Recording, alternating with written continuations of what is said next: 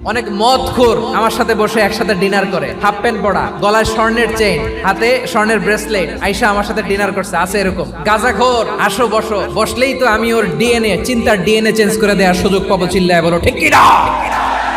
আমার অনেক হিন্দু পরিচিত ভাই আছে, ওরা আমাদের ইফতারির প্রোগ্রামে এসে একসাথে ইফতারি করে। বিশ্বনবী ইহুদির বাড়িতে গেলেন, আর আমার মুসলমান ভাই আমার কাফের বলে, এরকম আছে না নাই?